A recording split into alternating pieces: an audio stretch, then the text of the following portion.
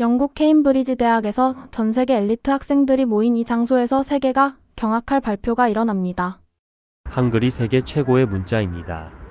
케임브리지 대학 최고의 언어학 교수 에드워드 그랜트 교수의 발표로 중국 학생과 일본 학생은 말도 안 된다며 소리를 질렀고, 다른 학생들도 의아한 반응이었다고 하는데요.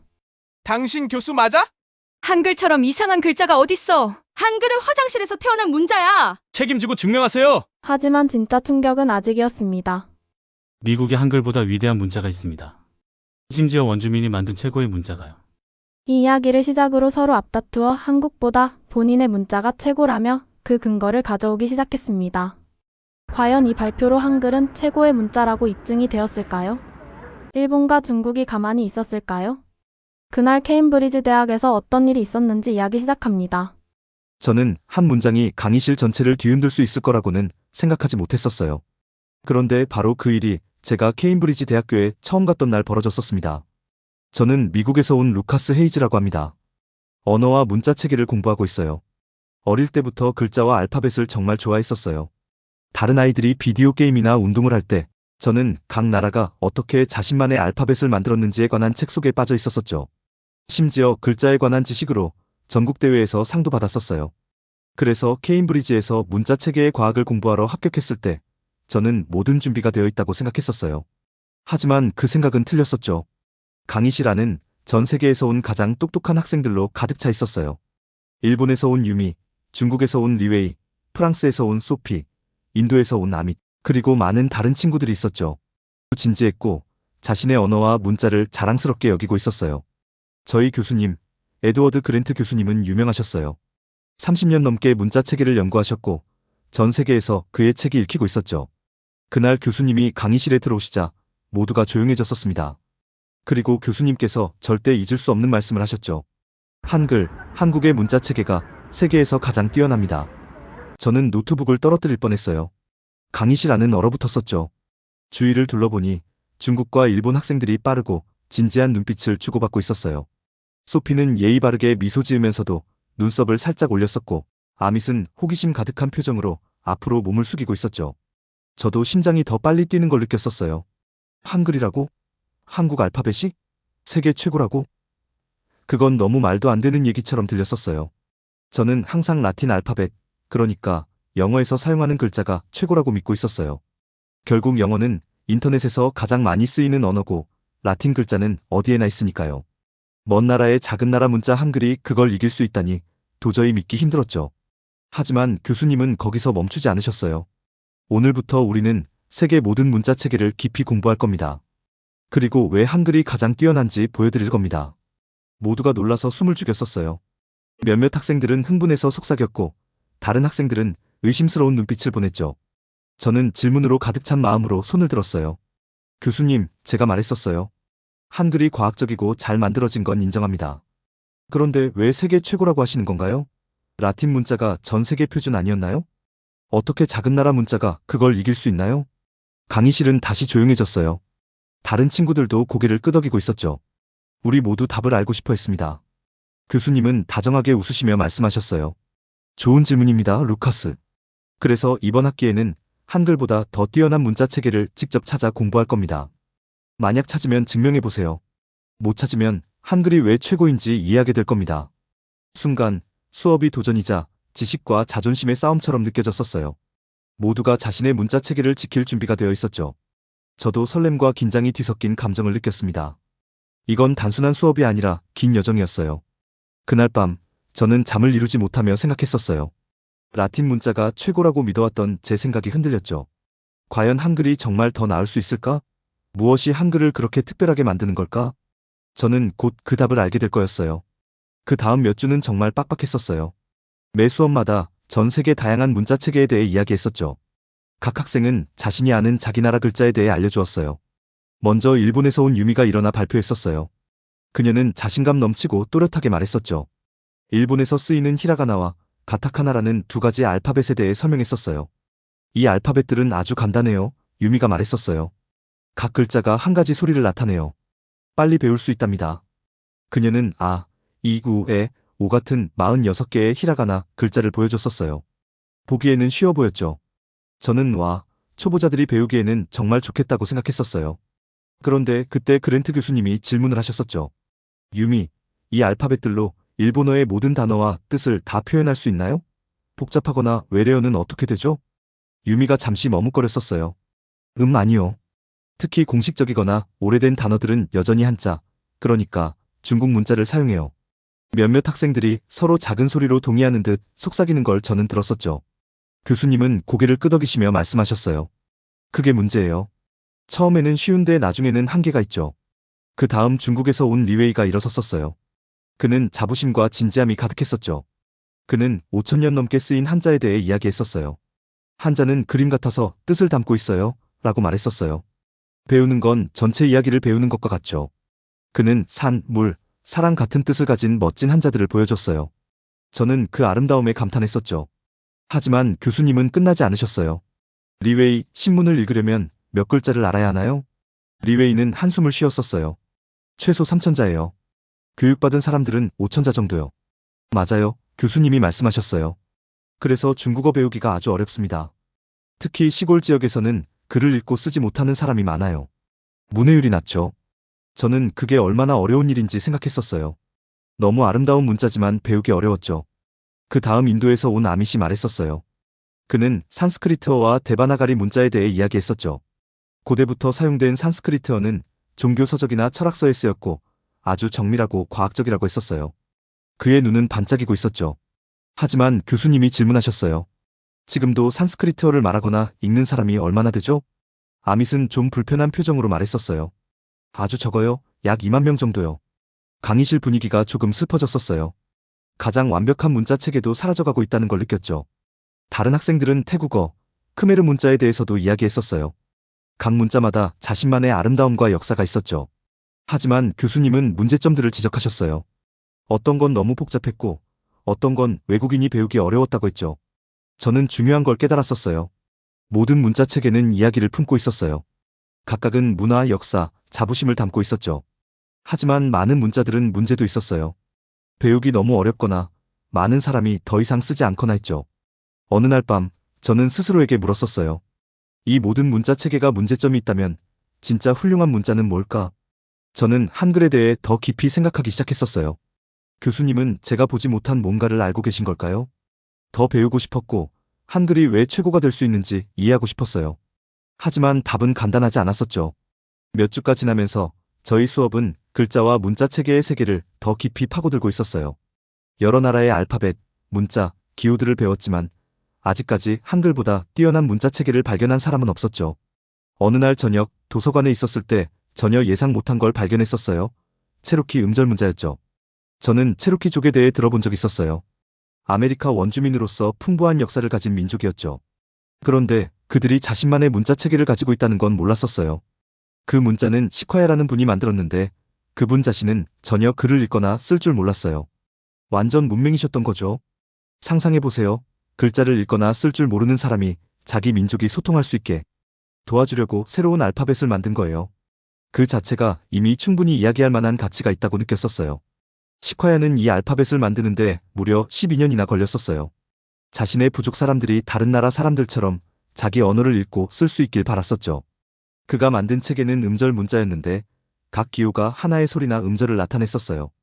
체로키 문자가 얼마나 빨리 퍼졌는지 알게 되었을 때 정말 놀랐었어요. 공식적으로 받아들여진 지 3년 만에 체로키 국민 거의 모두가 읽고 쓸 수 있었거든요. 그들은 심지어 자기 언어로 체로키 피닉스라는 신문도 발행했었어요. 정말 대단했죠. 어느 날 저는 강의실 앞에서 그 내용을 친구들에게 공유했었어요. 체로키 음절 문자는 한 민족 전체를 바꿔놓은 강력한 문자 체계의 예시예요. 라고 말했었죠. 강의실 분위기가 들썩였었어요. 몇몇 학생들은 조용히 이게 한글보다 더 나은 걸까? 라며 속삭였고 놀란 표정들이 여기저기서 보였었어요. 마치 제가 또 한 번 강의실을 흔든 것 같았죠. 그런데 그때 그랜트 교수님께서 제 심장을 뛰게 한 질문을 하셨어요. 그럼 오늘날 체로키 문자를 사용하는 사람이 얼마나 되죠? 저는 멈칫했었어요. 답은 알고 있었지만 소리 내 말하기 싫었죠. 아주 적어요 라고 결국 말했었어요. 미국 내 몇몇 작은 집단에서만 사용하고 있어요. 강의실은 조용해졌고 흥분은 사라졌어요. 교수님은 천천히 고개를 끄덕이셨죠. 문자 체계는 사람들과 함께 살아 숨 쉬어야 합니다 라고 조용히 말씀하셨어요. 그냥 얼마나 똑똑하거나 과학적이냐가 중요한 게 아니라 매일 쓰이고 사랑받으며 이어져야 해요. 그 말에 저는 깊은 진실을 느꼈었어요. 체로키 문자는 훌륭했지만 점점 사라지고 있었죠. 수업이 끝난 후 저는 그 말이 한글에게는 어떤 의미일지 생각했었어요. 한글이 정말 디자인이 완벽해서 최고인 걸까요? 아니면 뭔가 더 큰 의미가 있는 걸까요? 살아있는 무언가? 그때 교수님께서 가장 감동적인 이야기를 들려주셨어요. 세종대왕과 한글 탄생 이야기였죠. 교수님은 저희에게 570년 전 한국을 다스리던 현명하고 자비로운 왕, 세종대왕에 대해 말씀해 주셨어요. 세종대왕은 백성을 누구보다 사랑했었죠. 대부분 사람들이 한자를 너무 어려워해서 읽고 쓸 수 없다는 걸 알고 계셨던 거예요. 그래서 세종대왕은 누구나 쉽게 배울 수 있는 문자책에 한글을 만드셨죠. 교육받지 못한 사람도 배울 수 있게요. 교수님은 세종대왕 말씀을 인용하시며 현명한 사람은 아침까지, 어리석은 사람도 저녁까지 배울 수 있다라고 하셨었어요. 저는 세종대왕께서 궁궐에 앉아 농부, 상인, 아이들이 읽지 못하는 글자를 고민하시던 모습을 상상했었어요. 그의 마음은 무거웠을 거예요. 하지만 세종대왕은 용감한 선택을 하셨죠. 많은 권력 있는 신하들과 학자들은 그의 생각에 반대했었어요. 자신들의 권력을 지키려고 읽고 쓸 수 있는 사람을 제한하고 싶었거든요. 그러나 세종대왕은 절대 포기하지 않고 백성들의 학습권을 위해 싸우셨죠. 교수님의 목소리는 부드러워졌어요. 일제강점기 때 한글이 금지되고 일본어 사용을 강요받던 암울한 시절 이야기를 들려주셨어요. 하지만 용감한 한국 선생님들은 목숨을 걸고 산속, 지하실, 안전한 곳에서 몰래 한글을 가르쳤다고 했죠. 그 이야기를 들으며 소름이 돋았었어요. 그분들은 고문과 죽음의 위험을 무릅쓰면서도 자기 언어를 지켰어요. 단순한 글자가 아니라 문화, 정체성, 그리고 영혼을 지키는 일이었죠. 저에게 그 순간은 모든 것이 바뀐 순간이었어요. 한글은 더 이상 단순히 똑똑한 알파벳이 아니었어요. 사랑과 희생, 그리고 희망의 상징이었죠. 자신을 잃지 않으려는 민족의 살아있는 이야기였어요. 저는 강의실을 둘러봤어요. 몇몇 친구들은 눈물을 훔쳤고 조용히 생각에 잠긴 사람도 있었어요. 그들의 눈에서 새로운 존경심을 볼 수 있었죠. 저는 혼잣말했었어요. 한글이 최고인 이유는 과학적이고 쉬워서가 맞지만 한나라의 마음을 담고 있기 때문이야. 그날 이후로 저는 한글 생각을 멈출 수 없었어요. 배우고 싶고 이해하고 싶고 느끼고 싶었죠. 저의 여정은 이제 시작이었어요. 세종대왕과 비밀학교 이야기를 듣고 나서 저는 그 이야기가 계속 머릿속을 떠나지 않았었어요. 단순히 글자 이야기가 아니라 자기 언어를 너무나 사랑해서 목숨까지 걸고 지키려 했던 사람들 이야기였거든요. 어느 날 그랜트 교수님께서 저에게 한글에 대해 어떻게 생각하는지 말해보라고 하셨었어요. 저는 긴장됐었지만 일어나서 말했었죠. 한글은 단순한 알파벳이 아닙니다. 희망과 용기, 사랑의 상징이에요. 강의실은 조용했었어요. 저는 계속 말했었죠. 세종대왕은 글자만 만든 게 아니에요. 백성 모두에게 읽고 쓸 수 있는 선물을 주셨죠. 남자, 여자, 아이 누구나 배울 수 있게요.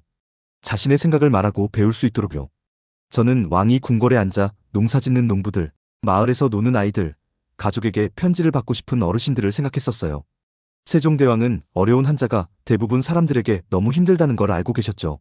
그래서 한글을 쉽고도 강력하게 만드셨던 거예요. 현명한 사람은 아침까지, 어리석은 사람도 저녁까지 배울 수 있다. 이 말은 농담이 아니었어요. 약속이었죠. 한글은 모두를 위한 문자였어요. 하지만 길은 쉽지 않았었어요. 일본이 한국을 점령했을 때 한글을 없애려 했어요. 학교에서는 일본어만 가르치게 강요했고 한글 책들은 불태워졌죠. 한글을 가르치거나 사용하는 사람들은 처벌받을 위험이 있었어요. 그럼에도 불구하고 한국 사람들은 포기하지 않았어요. 저는 어두운 방에 숨어 아이들에게 한글을 속삭이는 용감한 선생님들, 아기에게 소리를 가르치는 엄마들, 종이가 없어 모래나 나무 껍질에 글씨를 쓰던 마을 사람들을 떠올렸었어요. 가장 힘든 시기에도 한글은 사랑받아 살아남았어요. 그랜트 교수님은 그런 비밀 학교 사진들을 보여주며 배움의 빛은 꺼지지 않았다고 말씀하셨어요. 한글은 한국의 마음입니다. 교수님은 말하셨어요. 단순한 글자가 아니라 침묵을 거부한 나라의 정신이죠. 강의실을 둘러보니 친구들 눈에는 새로운 이해가 빛났어요. 부드럽게 미소 짓는 사람도 있었고 소중한 걸 처음 보는 듯 고개를 끄덕이는 사람도 있었죠. 저에게 그 순간은 존경과 감탄의 시간이었어요. 글자 이상의 무언가를 공부한다는 자부심이 들었어요. 하지만 이야기는 거기서 끝나지 않았어요. 교수님은 한국이 다시 자유를 되찾은 후 새 정부가 한글 교육을 최우선으로 했다고 알려주셨어요. 낮에는 일하고 밤에 공부하는 성인들을 위한 야학을 열었고 사람들이 모래, 나뭇가지, 눈 등 주변 모든 걸 활용해 읽기를 연습했다고 했죠. 그 용기가 얼마나 컸을지, 사람들이 자기 언어와 정체성을 지키는 일이 얼마나 중요했을지 생각했었어요. 오늘날 한국에서는 매년 10월 9일 한글날을 기념해요. 기쁨과 자부심으로 가득한 국경일이에요. 맞춤법 대회, 문화공연, 한글 관련 TV 프로그램도 있죠. 한국 사람들이 맞춤법과 문법에 얼마나 진지한지도 알게 되었어요. SNS에서는 누군가 실수하면 친절하지만 단호하게 바로잡아주고 공공 표지판과 문서도 꼼꼼히 점검한다고 해요. 이런 세심함이 글자를 얼마나 사랑하는지를 보여줘요. 저는 서울의 번화한 거리를 걷는 모습을 상상했어요. 간판, 화면, 책에서 반짝이는 아름다운 한글 글자들. 사람들은 스마트폰으로 빠르고 즐겁게 한글을 타이핑하고 있었죠. 문자 체계가 살아 움직이고 자라나는 모습이었어요. 마치 나라와 함께요. 가장 놀라웠던 건 한글이 현대 세계에 얼마나 잘 적응했는가였어요. 컴퓨터 프로그래밍과 인공지능에도 쓰이고 과학자와 교사들이 과거와 미래를 잇는 다리로 활용하고 있었죠. 저는 깨달았어요. 한글의 위대함은 단지 디자인에 있는 게 아니라 매일 한글을 살리고 지키는 수백만 사람의 사랑과 헌신에 있다는 걸요. 친구들에게 이야기하며 저는 말했었어요. 한글은 단순하고 과학적이면서 절대 포기하지 않는 나라 정신이 담긴 최고의 문자체계입니다. 그들의 얼굴에서 존경심이 느껴졌어요. 전에 한글을 의심하던 친구들도 이제 더 배우고 싶어 했죠. 그 순간 저는 알았어요. 글자는 종이 위에 그려진 단순한 모양이 아니라 사람들이 사랑하고 지켜줄 때 살아난다는 걸. 한글은 한국이 살아있기 때문에 살아있는 거라는 걸. 그리고 한국의 이야기는 아직도 계속 쓰여지고 있어요. 한글의 역사와 한국 사람들의 용기에 관한 그 강렬한 수업을 듣고 나서 저는 한글에 대한 생각을 멈출 수 없었어요. 지금까지 배운 어떤 문자 체계와도 달랐었거든요. 단순한 글자가 아니라 한 나라의 마음과 정신을 담고 있었어요. 그래서 저도 한글을 직접 배우기로 결심했었어요. 처음에는 좀 낯설었었어요. 글자들은 단순해 보였지만 새롭고 신기했었죠. 저는 기본 자음과 모음부터 시작했었어요. 각 글자는 그 소리와 어울리는 특별한 모양을 가지고 있었어요. 마치 퍼즐을 푸는 것 같았죠. 왜 세종대왕께서 이렇게 디자인하셨는지 이해할 수 있었어요. 누구나 쉽게 읽고 쓸 수 있도록 하기 위해서요. 글자를 계속 반복해서 쓰면서 연습했었어요. 실수도 많이 했었지만 그게 배우는 과정이었죠. 그 전에 한글을 배웠던 수많은 한국 사람들을 상상했었어요. 어떤 분들은 목숨을 걸고 몰래 배웠고 또 어떤 분들은 긴 하루 일과 뒤에 촛불 아래서 공부했었죠. 그분들의 헌신이 저에게 큰 영감을 주었어요. 매일 조금씩 간단한 한국어 단어를 읽으려고 노력했었어요. 처음에는 느렸지만 곧 패턴이 눈에 들어오기 시작했죠. 한글은 블록으로 이루어져 있어요. 각 블록이 자음과 모음이 결합된 한 음절이었거든요. 블록을 합치면 단어를 읽을 수 있었어요. 어느 저녁 저는 한글 자막이 나오는 한국 드라마를 봤었어요. 화면의 글자를 따라 읽으면서 한 구절을 이해할 때마다 미소가 났었죠. 마치 다른 세상에 들어선 느낌이었어요. 언어가 사람들을 깊게 연결해주는 그런 세상 말이에요. 또 한글이 한국 일상에서 얼마나 중요한지도 알게 되었어요. 사람들은 편지, 문자, 책, 심지어 시까지 이 단순한 글자로 썼어요. 학교에서는 아주 어린 아이들부터 한글을 가르치고 있죠. 한글은 그들의 정체성 일부였어요. 배우면 배울수록 저는 한글이 얼마나 대단한지 더 존경하게 되었어요. 똑똑한 문자라는 것뿐만 아니라 한국 사람들에게 어떤 의미인지도요. 한글은 그들의 자부심이고 문화이며 역사 전체가 글자로 쓰인 것이었어요. 저는 학우들에게 저의 진전을 공유하기 시작했었어요. 한글 배우는 건 정말 놀라워요 라고 말했죠. 단순한 알파벳이 아니라 희망과 생존의 이야기예요. 한때 의심했던 친구들도 이제 배우고 싶어 했었어요. 몇 글자를 가르쳐달라고 부탁했죠. 그럴 때면 저도 뿌듯하고 행복했었어요. 어느 날 그랜트 교수님이 다가와서 말씀하셨어요. 루카스, 네가 한글을 얼마나 잘 받아들이고 있는지 감명받았어. 단순히 공부하는 걸 넘어 한글이 내 일부가 된 것 같구나. 저는 웃으며 대답했죠. 네, 교수님. 이제 알겠어요. 한글은 종이 위에 적힌 글자가 아니에요. 한글은 그것을 소중히 여기는 사람들 덕분에 살아있어요. 그때야 저는 언어의 진짜 힘을 깨달았었어요. 단순한 소통 수단이 아니라 연결이고 문화이며 정체성이라는 걸요. 한글은 단순하고 과학적이며 모든 어려움 속에서도 자기 언어와 문화를 지키려 싸운 나라 정신이 담긴 최고의 문자체계예요. 저는 이 여정의 일부라는 게 자랑스러워요. 그리고 이 이야기를 전 세계와 나누고 싶어요. 저의 한글 여정은 단순히 새로운 알파벳을 배우는 것 이상이었어요. 사람과 역사, 그리고 언어가 가진 진정한 힘을 이해하는 과정이었죠. 처음에는 문자 체계가 단지 소리를 종이에 적는 도구라고만 생각했었어요. 그런데 이제는 그 이상이라는 걸 알게 되었어요. 문자는 그 글자를 쓰는 사람들이 가진 이야기와 희망, 그리고 고난까지 담고 있었죠. 한글이 특별한 건 쉽고 과학적이기 때문만이 아니었어요. 한글은 살아있어요. 용감한 마음들과 비밀 학교들, 그리고 한 나라 사람들의 사랑으로 살아남았죠. 한국에서 간판이나 책, 휴대폰에서 한글을 볼 때마다 수백 년 동안 이 글자를 지켜온 수많은 사람들과 연결되어 있다는 느낌이 들어요. 세종대왕이 한글을 만든 이야기도 떠올라요. 백성을 사랑하는 마음으로 모두가 배우고 생각을 나눌 수 있게 하겠다는 믿음이었죠. 그 생각이 한국 사람들의 세상을 바꾸었어요. 어두운 시절에도 한글을 가르치려고 목숨을 걸었던 많은 선생님들과 부모님들도 생각나요. 그분들의 용기가 언어가 얼마나 강한 힘을 가졌는지 보여주었어요.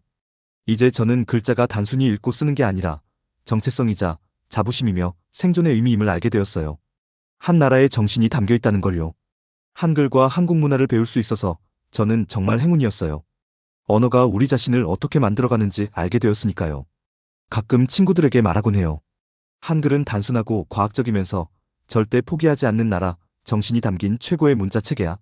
모든 사람이 글자가 단순한 기호가 아니라 살아있는 역사와 문화의 일부라는 걸 알게 되길 바래요.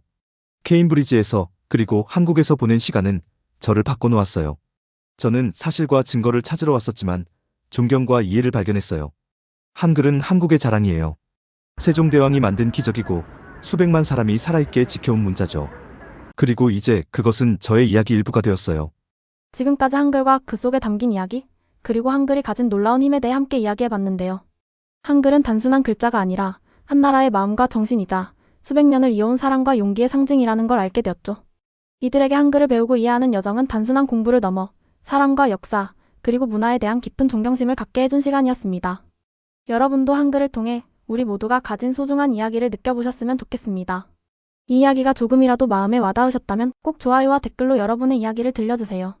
여러분이 계신 지역과 느낀 점을 남겨주시면 그 좋아요가 나비효과가 되어 지역으로 좋아요의 선물을 보내드립니다. 그리고 우리의 소중한 이야기를 제보를 받고 있습니다. 사연이 채택된다면 더 큰 선물을 보내드립니다. 인생감동극장의 구독과 알림 설정으로 더 큰 감동을 만들어가 보세요.